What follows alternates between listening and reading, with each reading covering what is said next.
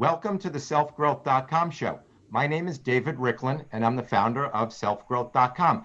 Today, we'll be discussing the 3 secrets of wealth, how you can move from a place of struggle with money to a place of financial abundance and become philanthropic. To help us understand this topic, I'm excited to interview Rennie Gabriel. Make sure to listen closely. We're going to be sharing a lot of information today. Before we get started, I just want to take a couple of minutes and share some information about Rennie.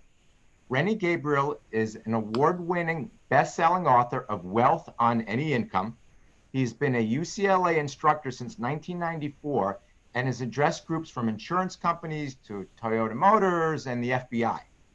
He started from broke at age 50, and his net worth is now in the top 1% of Americans. His goal is to create more wealth for others so that they too can become philanthropic. Rennie lives on his investment income and donates 100% of his wealth practice profits to the charity Shelter for Soldier. Shelter to Soldier. I like that. And I just want to give out his website over here. His website is wealthonanyincome.com. That's wealthonanyincome.com. And I want you to jot it down because he's going to offer you an opportunity to download the roadmap to complete financial choice for free just by going to wealthonanyincome.com. All right, ready to jump in? Rennie, welcome to our show. Oh, thank you, David. This is fun for me. All right, good. Well, let's have some fun. I also want to get some good information out here. So what did it feel like to be broke at age 50? Oh, well, it felt horrible. Well, let me explain how bad it was. I literally ended up at one point collecting soda pop bottles and cans to get the refund money to buy food for my family. So, you know, that you could consider embarrassing, but it was worse because I was certified as a financial planner. Yeah, that's brutal. Yeah. So, yeah, big time embarrassment. Yeah, I'm sure first at age 50 and then family support, there's a lot of issues coming here.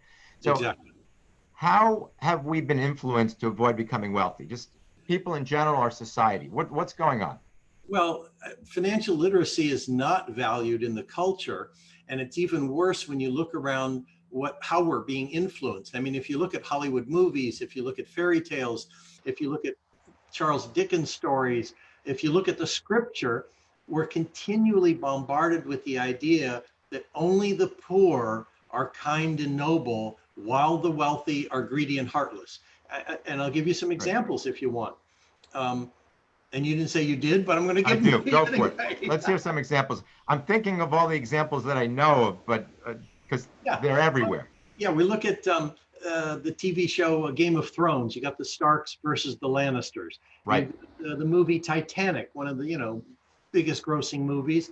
And Jack is poor and he's kind and noble and has fun. And the wealthy guy up on the top of the ship is just disgusting. Right.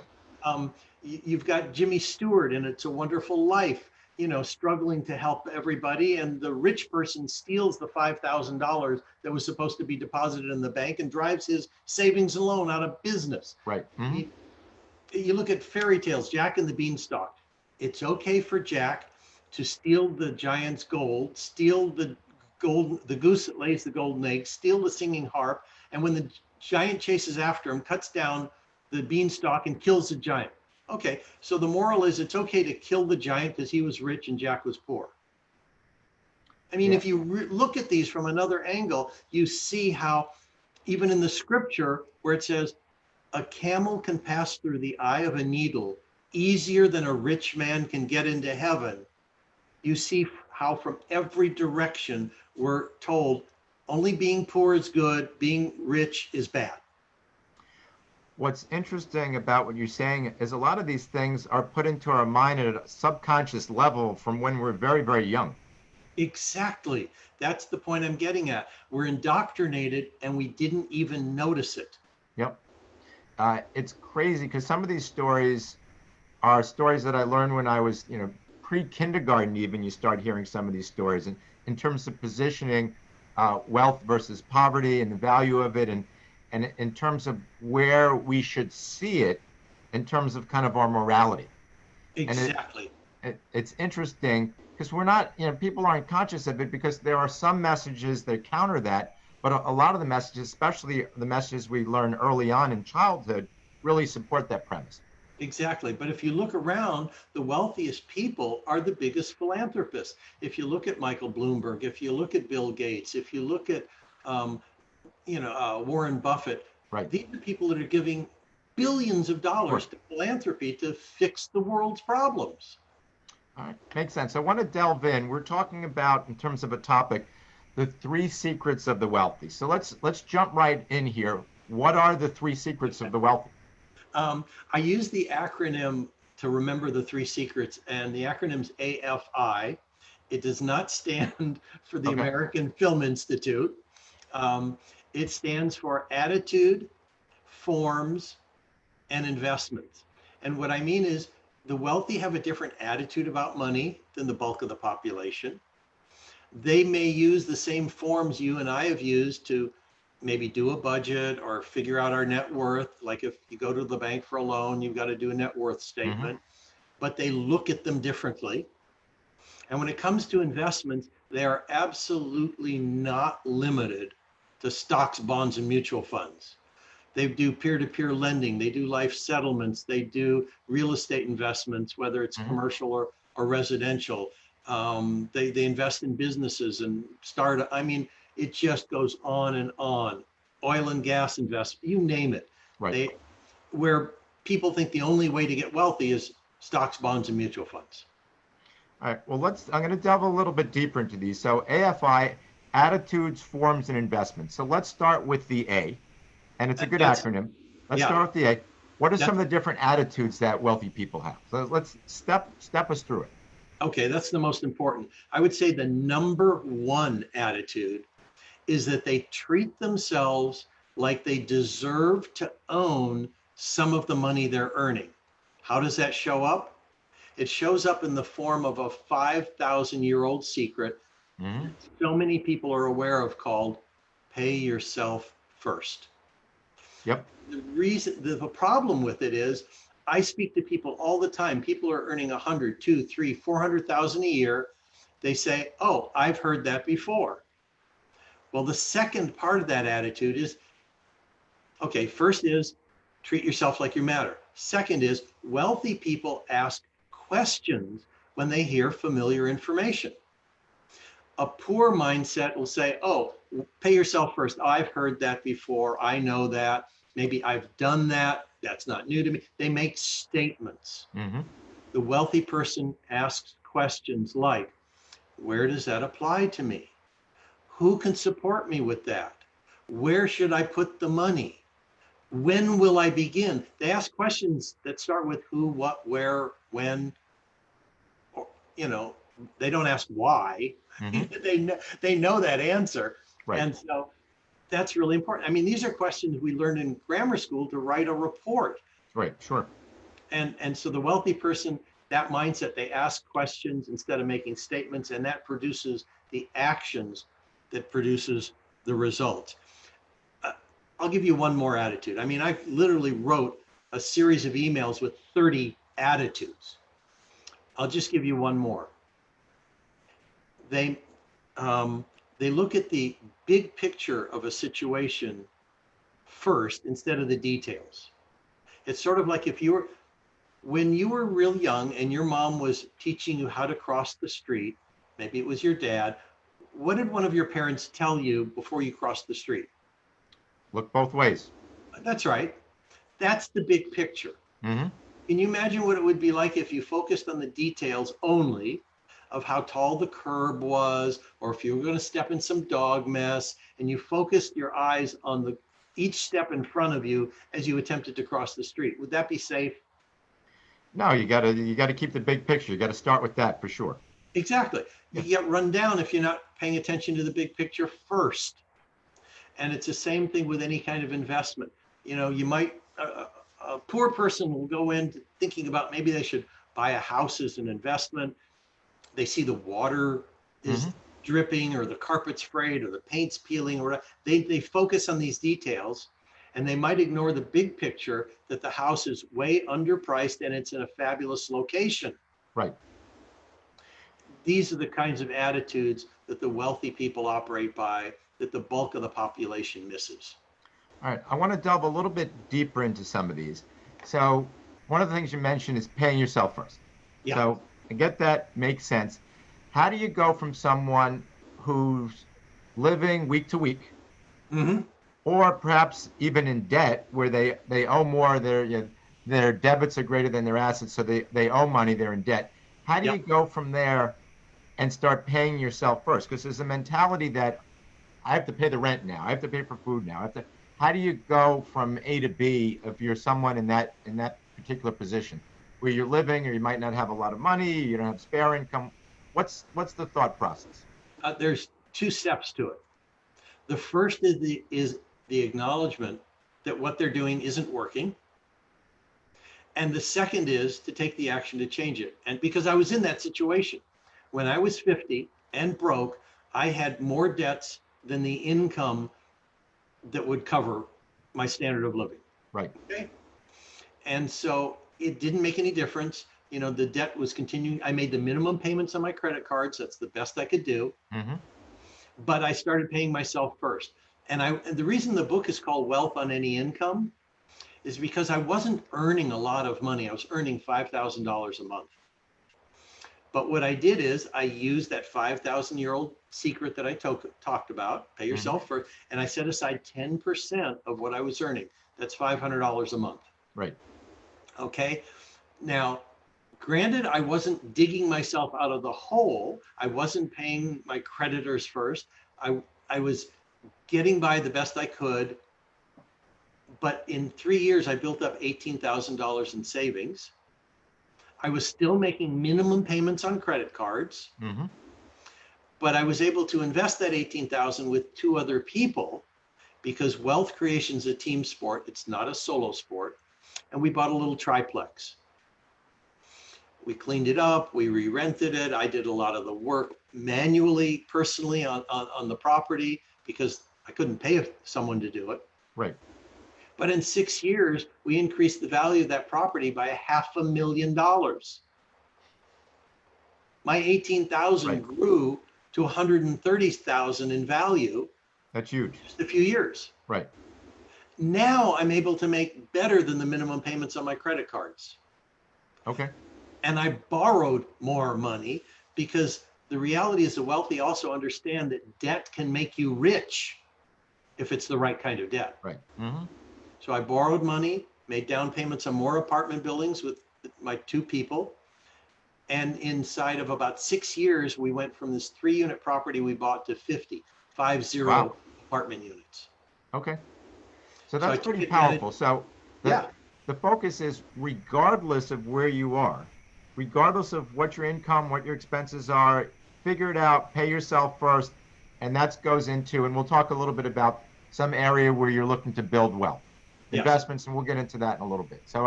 So literally for everybody, it's kind of a start with pay yourself first and ask questions and go back to asking questions when challenged with it. So it's interesting is a lot of times, and I'm the same way, if it's something you've heard before, you kind of write it off. You're like, I've heard this before, it doesn't work for me. yeah, But it sounds like the real critical component is to kind of switch from that mentality of I've heard this before to thinking and asking questions about it.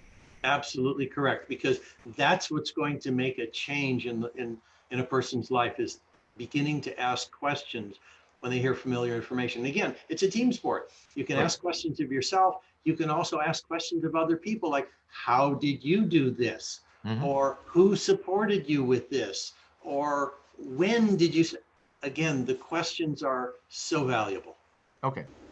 So mention attitudes forms. Tell me what do you mean by forms and what are some of the forms wealthy people use? So let's go into that. Well, I had a fun experience watching a History Channel many, many years ago, Mhm. and I saw a journal that was kept by John D. Rockefeller in the 1850s when he Okay. was 11 years of age. And in this journal he kept at age 11 was every penny that came into his life and where he spent every penny. And you got to figure if this works for an 11-year-old kid who becomes the wealthiest man in the world, Right. It can work for everybody. And people don't do that. One, and this is very frustrating to me. We are not, and you can't blame parents. Parents can't teach what they don't know. And you can't even blame teachers because they can't teach what they've never learned. Right. Mm-hmm.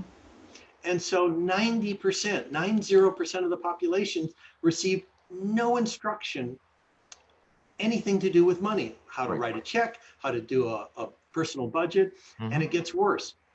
I've talked to thousands of CPAs, hundreds of CPAs, and I say, were you taught in your coursework how to do a personal budget and how to teach your clients to do that? And you know what the answer is? I'm guessing no for the vast majority. You're absolutely correct. And it's worse. Remember I said I was a certified financial planner and this was a predicament I was in at age 50? Right. Mm-hmm. It wasn't a part of my coursework either. Right. So the people professionals turn to don't even get taught this information. That's crazy. Okay. I get it. So the forms are an income and expense, how much money's coming in and where are you spending it. The thing is to know not only where are you spending it month by month, but what are the big expenses that come in once a year? It could be your car registration. It could be not preparing for auto repairs. It could be property taxes. It could be a 6-month insurance bill. And you break it down to how much does it cost you every month to live, including everything, not just the typical monthly stuff. Right. So now you know if it's out of whack or not. So that makes sense.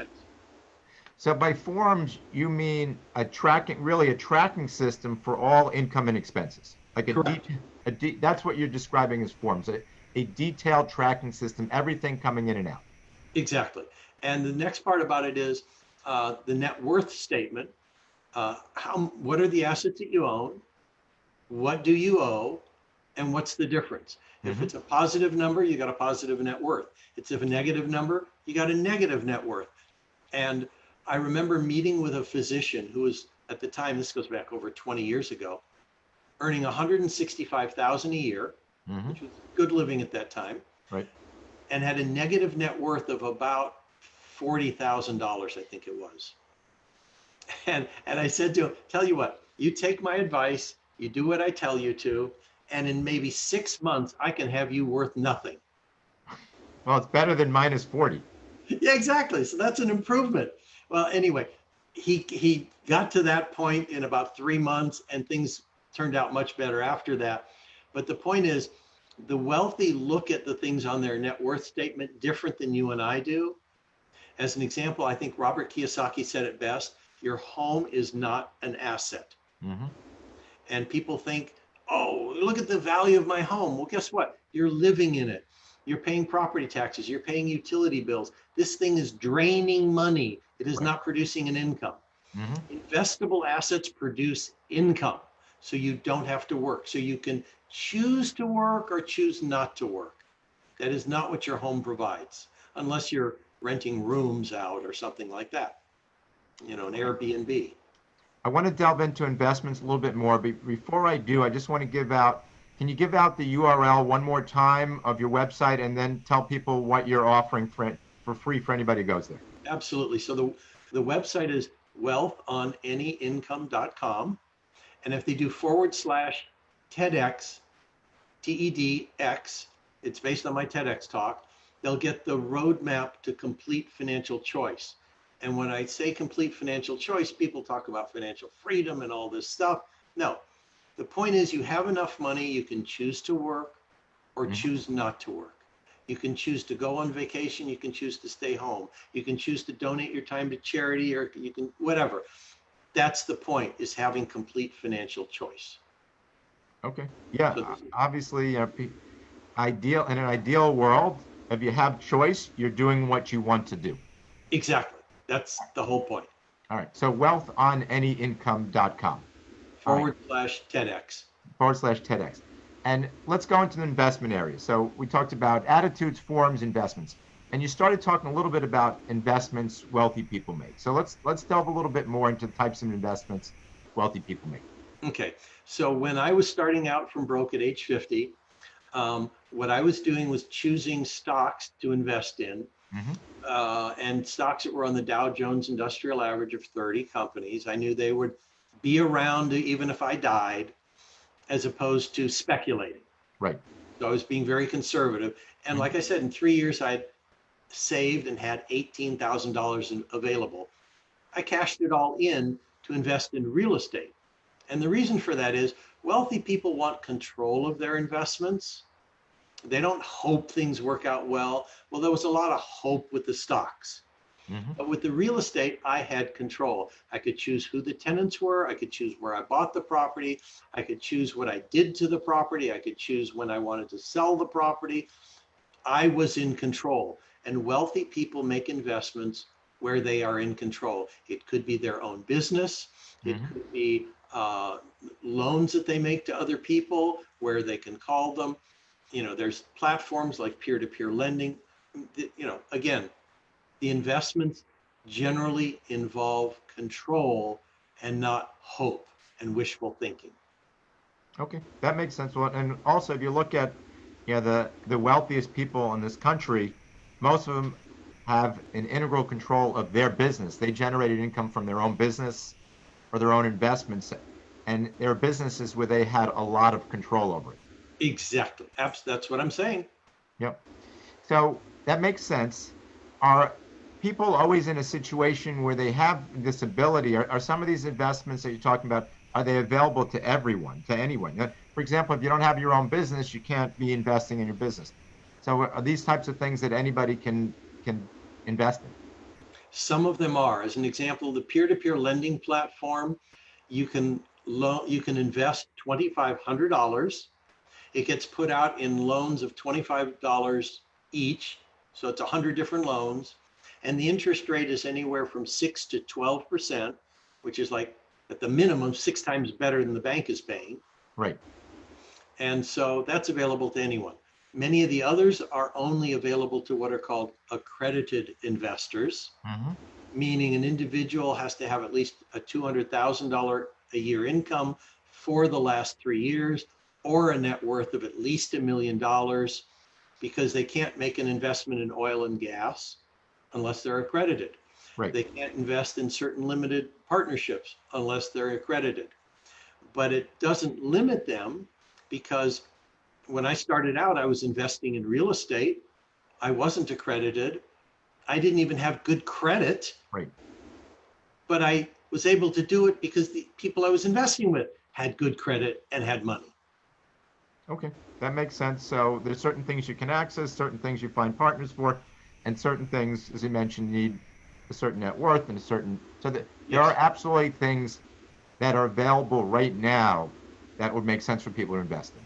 that's correct. Instead of having the money sit at the bank at 1%, fine. So you buy some stocks, with companies that'll still be in business, that Hmm. you won't lose value, Right. or you uh, um, or you do peer-to-peer lending. Again, where you Right. get Right. more I money than the got you. bank. All right. So one of the things that I mentioned earlier that I want to delve into is right now all the income that you're making from this. So you're generating income through by helping people since wealthandanyincome.com. And my understanding is all of it's going 100% of the profits are going to a charity. That's correct. All right. Exactly. That's great. I love that. Can you tell us, I mentioned it earlier, can you tell us a little bit more about the charity and what the charity does? But that's my favorite thing to talk about, as long as I don't get choked up. Okay. Um, the charity is called Shelter to Soldier, and they can see about it at sheltertosoldier.org, where dogs are rescued that could have been euthanized. If they have the right personality, the right size, they are trained as service animals for soldiers who've come back with PTSD or traumatic brain injuries. And the soldiers that allow us to have the way of life that we have here, protecting us in other parts of the world, come back and they're not treated the way they need to. And they're committing suicide at the rate of almost one an hour. Crazy. Yes, not one service member who's received their dog has committed suicide. These dogs anticipate when they're starting to melt down, take them out of the situation. The dogs can turn on lights. The dogs can support them. The dogs wake them up if they're having night terrors. It's amazing the training that goes into these dogs. It's all done through donations. They don't get money from the government. They don't get money from the VA. And so there are organizations where, the VA might certify a soldier to get a dog, but they don't have $25,000 or $30,000 to buy one. They can barely function. They may not even be leaving the house. Right. And this organization has been able to cut the cost down to $15,000 to train the dog, feed the dog, take care of the veterinary bills, and train the soldier with the dog. All right. And it takes about 14 to 18 months to do this. So these are not dogs where you take a soldier to the pound and get them a dog. Right. These are dogs that are highly trained to keep this veteran alive so they don't kill themselves. Now they become functioning members of society. So what I find, you read these stories all the time, and it's so difficult for soldiers coming back, Yes. who've been in war-torn areas. It's very difficult. And you hear about PTSD, and as you mentioned, the suicide rate is overwhelming. And I know people have had emotional support dogs, and it's very, very powerful. But you're right; it's not just get a dog from the shelter, even though there might be some benefits. But it's a different world having an emotional support dog, and I know people who've had them and know what's involved in it. So it's a phenomenal cause and a phenomenal charity. So what I'd like to do at this point, I wanted to give you just one more minute. I know, the focus was really helping people develop wealth, Yes. really wealth on any income. So I just want to give that out one more time. So it's wealthonanyincome.com. Download the free report, the information that Rennie has. It's phenomenally powerful for folks. Just one more time, wealthonanyincome.com. It's a great charity. I appreciate what you're doing. It's very, very powerful. Before we finish up, I just want to give you a chance. Any final words for our audience today? We've covered a lot of very important topics. The thing is that to understand that the wealthy people are also the biggest philanthropists, and not to be afraid of becoming wealthy from whatever your parents or your church or movies that you saw. And understand, if you're a good person before you're wealthy, you will be a good person after you're wealthy. Okay, that's a great message.